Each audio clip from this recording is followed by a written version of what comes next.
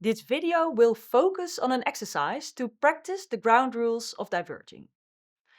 When a resource group is at the diverging stage of a creative process, it's essential that everyone postpones their judgment till the later converging stage. So no judgment of your own and other people's ideas or suggestions while diverging. However, not judging is easier said than done. And this is something you really need to practice. And that's why we're going to do an exercise.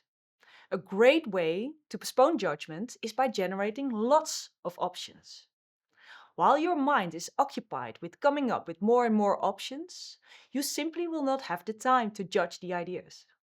So keep on writing, after all, quantity breeds quality. This example of extended effort will help you in postponing judgment. Alright, time for the exercise. Make sure you have a pen and a paper ready. Because during the upcoming exercise, you are going to diverge for 1 minute. You will write down a whole list of things, and I will tell you shortly what it should be about. Oh, and by the way, it's totally fine if you write down the things in your native language. Are you ready? Okay, write down as many fruits as you can think of. 1 minute, good luck.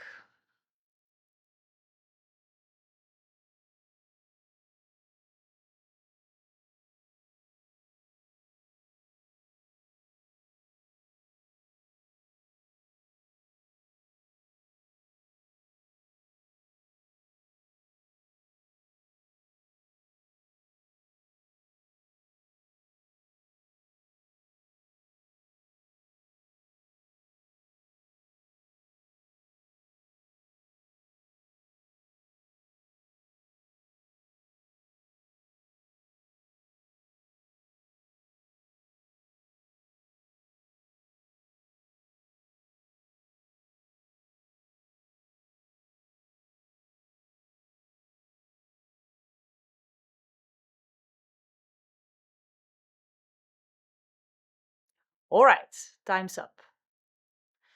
Could you please count the number of fruits you came up with?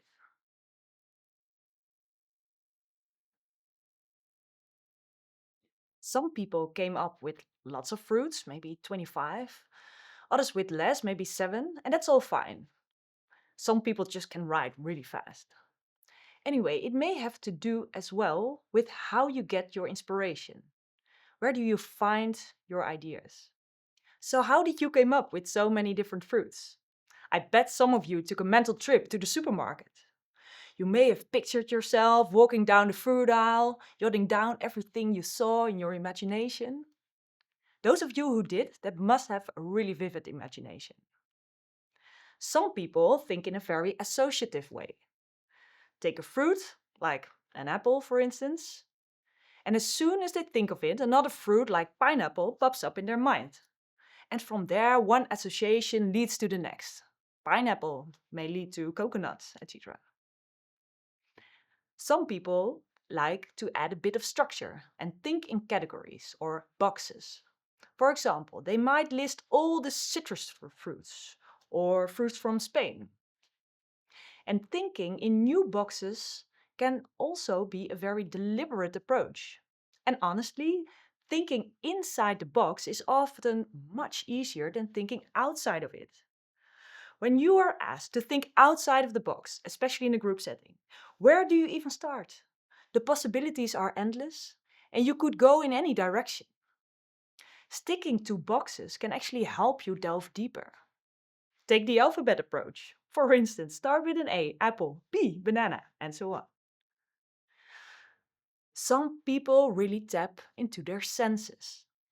They might look around, spot something, and instantly make a connection to the task at hand. Like seeing something yellow and think of a banana. Or they may feel a particular sensation in their body or an experience a certain emotion that sparks their inspiration. And memories can also be a great source of inspiration. You may recall a certain holiday and the fruit that you ate while hanging out on the beach. It's good to be aware that people think in different ways and generate options in diverse ways.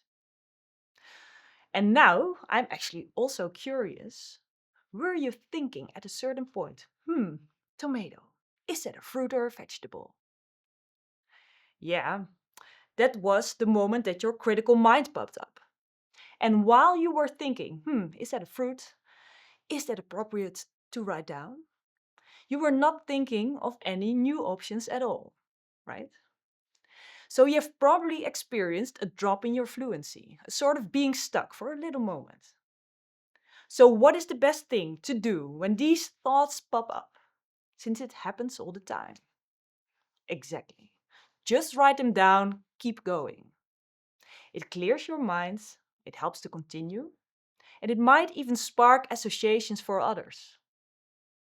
For instance, if you think about a tomato, you might think of other red fruits, like strawberries.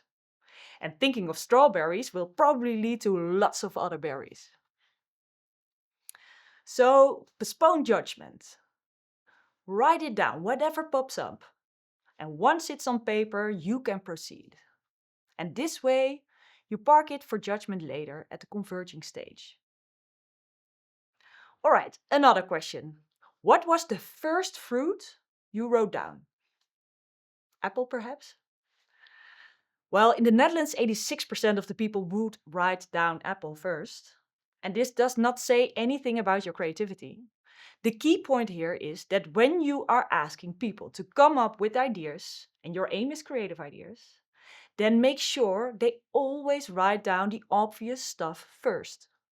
So write down apples, write down pears, bananas, all those things that immediately come to mind.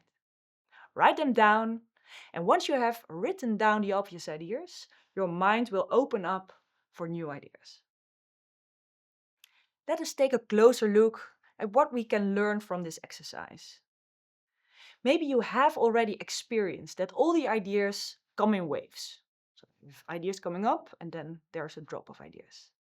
And if you are in a group of 6 or 7 people, the first 40 options are everyday commonly expected ideas. The next 40 to 80 are typically very unusual, silly even. And then, after 80 options, novel ideas come up because the everyday and the common will connect with the unusual. And suddenly you have these aha moments of making new connections. So make sure to continue, extend your effort, pursue many more options, and then really creative options will emerge. In addition, we learned when you ask people to come up with ideas, always clear your mind first. And we call this purging. So write down apples, pears in order to open up for new options.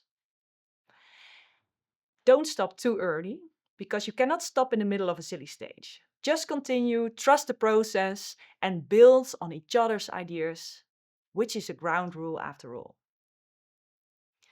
But the initial reason to do this exercise was to practice postponed judgment. Please keep on practicing that.